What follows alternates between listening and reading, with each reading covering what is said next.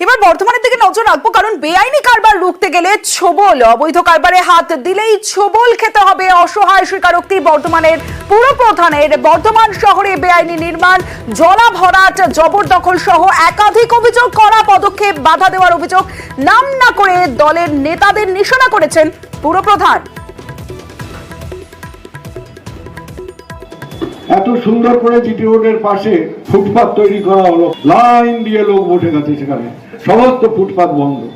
তা আমার ওই রেলিং 42 লক্ষ টাকায় করে দিলাম সরাবার জন্য। এখন হকাররা ওই অনুপারে ছাউনি দিয়ে নিচেও বসে উপরেও বসে। এরা বর্ধমান শহরের লোকই নয়, বাইরে থেকে এনে টাকার বিনিময়ে এদের বসিয়ে দেওয়া হচ্ছে। ধরতে যাবেন এক একটা কেউটের বাচ্চা, আমার পেছনে অমুক কাকা আছে, আমার পেছনে অমুক দাদা আছে, যেখানেই হাত দিতে যাবেন ছোবল খাবেন। এই সপ্তাহের মধ্যে চেষ্টা করব একটা রূপরেখা তৈরি করবার, যে অন্যায়গুলো যেগুলো বর্ধমান শহরে হয়েই চলেছে যতটা সম্ভব তার প্রতিবিধান করার জন্য। সরাসরি চলে যাবো, শরদিন্দু রয়েছে আমার সঙ্গে। শরদিন্দু, পরেশ চন্দ্র সরকার ঠিক কি বোঝাতে চাইলেন? তাহলে কি মমতা বন্দ্যোপাধ্যায় যা অভিযোগ করছেন সেটাই সত্যি?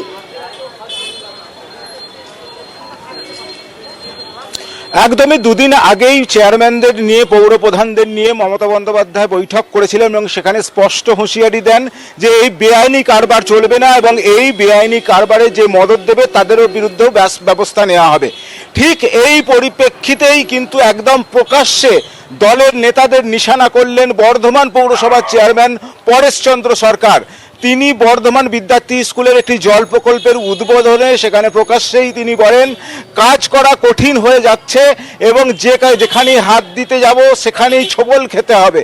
কারণ তিনি উল্লেখ করেছেন যে একের পর এক পুকুর জলাশয় ভরাট হয়ে যাচ্ছে এবং তিনি বলছেন এটা একটা ভালো ব্যবসা, কোটি টাকার ব্যবসা হয়ে যাচ্ছে। এখানে বহু বেআইনি নির্মাণ হচ্ছে, বহুতল তৈরি হয়ে যাচ্ছে, 4 তলার যেখানে অনুমতি সেখানে 6 তলা হয়ে যাচ্ছে। অথচ তিনি যখন ব্যবস্থা নিতে যাচ্ছেন দেখছেন কোনো দাদা বা কোনো মামা তার নেতাদের হাত রয়েছে সেই জায়গায়, ফলে তাদেরকে কিন্তু সেখানে ছোঁয়া যাচ্ছে না। অর্থাৎ দলের নেতারাই যে এই বেআইনি কাজের সঙ্গে যুক্ত।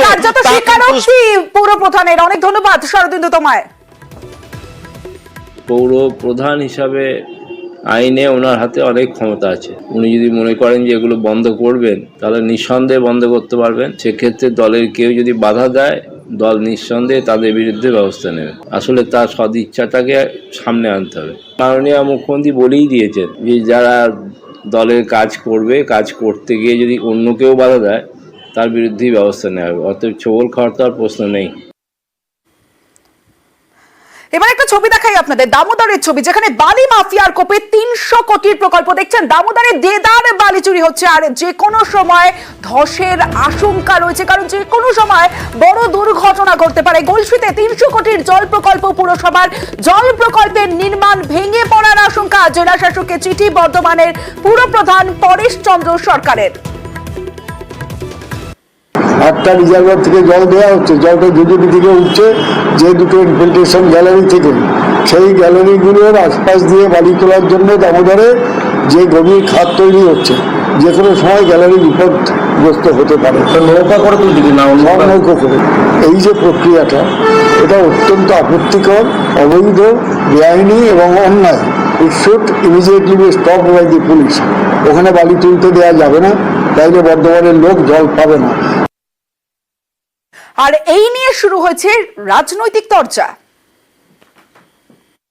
এই জলের উৎস যে জুজুটি দামোদর নদী থেকে আসছে, সেখানে অবৈধ বালি খাদান থেকে যেভাবে বালি তুলছে তৃণমূলের নেতারা পুলিশ প্রশাসনের সহযোগিতায়, তাতে ওই জল প্রকল্পে ক্ষতি হতে পারে বলে আশঙ্কা প্রকাশ করছে তৃণমূলেরই বর্ধমান পৌরসভার চেয়ারম্যান। আমরা অবিলম্বে এই ধরনের অবৈধ বালি খাদান বন্ধ হোক এবং প্রতিটা বাড়িতে জল পৌঁছাক সেই আবেদন রাখছি। চেয়ারম্যানই অভিযোগ করেছেন যে বালি তুলে প্রকল্পের কাজকে থমকে দিতে চাইছে কিছু দুষ্কৃতী, আর বিজেপি সব মিথ্যা কথা বলে মানুষকে বিভ্রান্ত করছে। অমৃত প্রকল্পের জল ইতিমধ্যে মানুষের বাড়ি বাড়ি পৌঁছে গেছে। যে সমস্ত দুষ্কৃতীরা এ ধরনের কাজ করে প্রকল্পকে থমকে দিতে চাইছে তাদের বিরুদ্ধে পৌরসভা কঠোর এবং পৌরসভা কঠোর ব্যবস্থা গ্রহণ করতে চাইছে, তার প্রমাণ চেয়ারম্যানের বিবৃতি। বিধাননগর, সেখানে বেআইনি নির্মাণের রমরমা, ঘষা প্ল্যানের দাপট চলছে, যেখানে সেখানে গজিয়ে উঠছে ফ্ল্যাট। মুখ্যমন্ত্রীর ধমকের পরে এখন সবাই পিঠ বাঁচাতে ব্যস্ত। বিধায়ক, কাউন্সিলর, পুলিশের উপর দায় চাপিয়েছেন মেয়র কৃষ্ণা চক্রবর্তী, পাল্টা মেয়রের দিকে আঙুল তুলছেন পুরসভার chairman Sabyasachi Dutta. Bidhannagar, new town সহ বিভিন্ন জায়গায় বেআইনি নির্মাণ করে আবার ইলেকট্রিক কানেকশনও পেয়ে যাচ্ছে। ইলেকট্রিক কানেকশন দেবার আগে, ফায়ার লাইসেন্স দেবার আগে আমি একটা দেখবো না? বিধাননগর পুরসভা এলাকা, এখানে ব্যাঙের ছাতার মতো গজিয়ে উঠছে একের পর এক বেআইনি নির্মাণ। এ নিয়ে গত সোমবার ধমক দেন মুখ্যমন্ত্রী। অভিযোগ, বেআইনি ফ্ল্যাট তৈরি হচ্ছে ঘষা প্ল্যানের কারসাজিতে। যেমন বিধাননগর পুর এলাকার কেষ্টপুর, এখানেও ঘষা প্ল্যানের কেরামতি। কাজ বন্ধ করতে হবে এই মর্মে বিল্ডিং এর বাইরে নোটিশ দিয়েছে পুরসভা, কিন্তু ভিতরে যেভাবে কাজ চলছিল সেভাবেই চলছে। বেআইনি না আইনি সেটা তো আমরা সাধারণ মানুষ। দেখুন, আমাদের বিল্ডিং হয়ে গেছে, এবার এইটা কি করে হচ্ছে, কি হচ্ছে, অথরিটি নিশ্চয়ই দেখছে।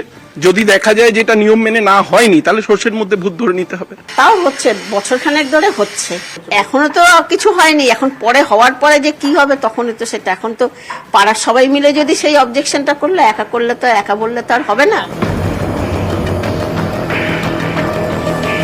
অবৈধ নির্মাণ নিয়ে ক্ষুব্ধ মুখ্যমন্ত্রী, তিনি ধমক দেওয়ার পর এখন সবাই পিঠ বাঁচাতে ব্যস্ত।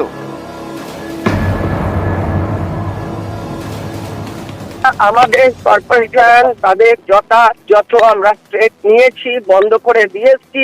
এবারে আপনারা আবার বলছেন হচ্ছে, আমি আবার পাঠাচ্ছি সেই থানার পুলিশকে। আমি বলছি যে তারা কেন এই জিনিসটাকে দেখা সত্ত্বেও চোখ বন্ধ করে আছে, লোকাল কাউন্সিলর কেন চোখ বন্ধ করে আছে, লোকাল এমএলএ কেন দেখছে না। আবার আমি লোক পাঠিয়ে আমার কর্পোরেশনে যা করার আমরা করব। 2022-এই নতুন বোর্ড তৈরি হয়েছে, তারপর থেকে বিল্ডিং প্ল্যানের দায়িত্বে হচ্ছেন মাননীয় মেয়র। আমি ওনাকে লিখিত আকারে অনেক দিয়েছি এবং মহামান্য আদালত, চিফ জাস্টিস কলকাতা হাইকোর্টের ঘরে কেসও করা আছে। নির্মাণ যা হচ্ছে বিধাননগর পৌর নিগমে, আইনত কম, বেআইনি বেশি। মেয়র নিশ্চয়ই জানেন, কাউন্সিলর খুব বেশি হলে মিউনিসিপ্যাল কর্পোরেশন অ্যাক্টে একটা কমপ্লেন করতে পারে, কিন্তু তার বেশি কাউন্সিলরের কোনো এখতিয়ার নেই। একসময় ছিল রাজারহাট গোপালপুর পুরসভা, এখন এই পুরসভার আর অস্তিত্ব নেই, মিশে গিয়েছে বিধাননগর পুরসভার সঙ্গে। কিন্তু সেই রাজারহাট গোপালপুর পুরসভার নাম করে বেআইনি কারবার চলছে। বিল্ডিং প্ল্যানে রাজারহাট গোপালপুর পুরসভার সিলে ঘষা ছাপ। এই হলো ঘষা প্ল্যান। এই ঘষা প্ল্যানে বিপদ অনেক, কারণ পরে ফ্ল্যাটের নথি পেতে সমস্যা হয়, হোম লোন, ইলেকট্রিক কানেকশনও মেলে না। তারপরেও বেআইনি কারবার চলছে।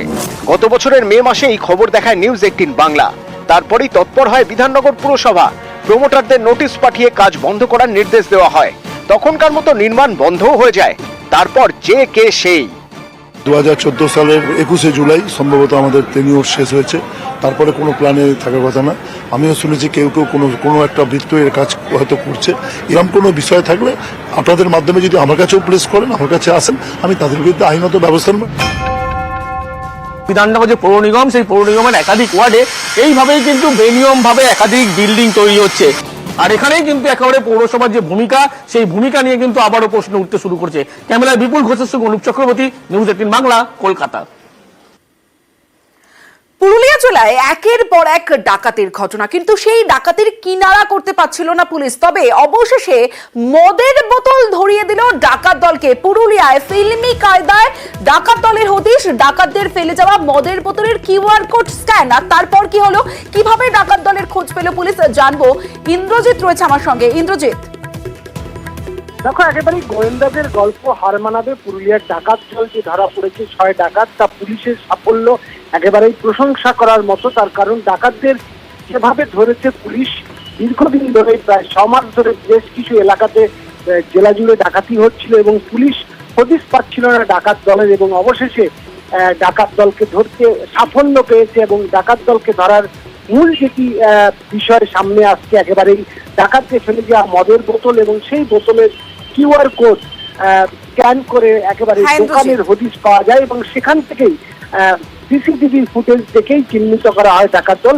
ইতিমধ্যেই 6 জন ডাকাতকে গ্রেপ্তার করতে পেরেছে পুরুলিয়া জেলা পুলিশ এবং তাদের কাছ থেকে বেশ কয়েকটি আগ্নেয়াস্ত্র উদ্ধার হয়েছে এবং পুলিশের একটা বড় সাফল্য বলা যেতে পারে। একেবারেই ফিল্মি কায়দায় ডাকাত দলকে ধরে ফেলেছে পুরুলিয়া জেলা পুলিশ। বেশ ইন্দ্রজিৎ, আমরা এই কেসগুলোর ইনভেস্টিগেশনে নেমে একটা গ্যাংকে ফিক্স আপ করি। সেই গ্যাংয়ের মধ্যে থেকে 6 জনকে আমরা অলরেডি অ্যারেস্ট করেছি। যে সাইনগুলোর উপর বেস করে আমরা ইনভেস্টিগেশন স্টার্ট করি, অলমোস্ট সেই ক্ষেত্রে গেলে প্রফেশনালি হ্যান্ডেল করেছে এবং যে মোবাইলগুলো লুট করে নিয়ে গেছিলো সেগুলো কিছু দূর গিয়ে সেগুলো এরা ফেলে দিয়ে চলে গেছিলো অ্যাবান্ডন প্লেসে। আমরা সেনাবোনার ক্ষেত্রে দেখেছি যা মোবাইল নিয়েছিল কিছু দূরে ঝোপের মধ্যে সেগুলো আমরা রিকভারি করেছিলাম। সিসিটিভির ফুটেজ না দেওয়ার ক্ষেত্রে যেটা ছিল, যেখানে স্টোরেজ হয়েছিল সেই হার্ড ডিস্ক তারা নিয়ে চলে গিয়েছে। আমরা ইন্টারেস্টিংলি এখানে একটা জিনিস পাই, আকুস্থলের পাশেই আমরা একটা ওয়াইন বটল পাই। ওয়াইন বটলের কিউআর কোড থেকে আমরা কোন ওয়াইন শপ থেকে এটা কেনা হয়েছে সেটা সম্বন্ধে আমরা ডিটেলস পাই। এই 6 জনের মধ্যে 3 জন সাঁওতালডির একটি গ্রামের বাসিন্দা, 2 জন ধানবাদের কাটরাসের বাসিন্দা, 1 জন চন্দনকিয়ারির বাসিন্দা। এখনও কয়েকজন অ্যাকিউজড অ্যাবসকন্ড করছে। এদের পসেশন থেকে আমরা অলরেডি 6টা ফায়ার আর্মস এবং বেশ কিছু অ্যামিউনিশন সিজার করেছি।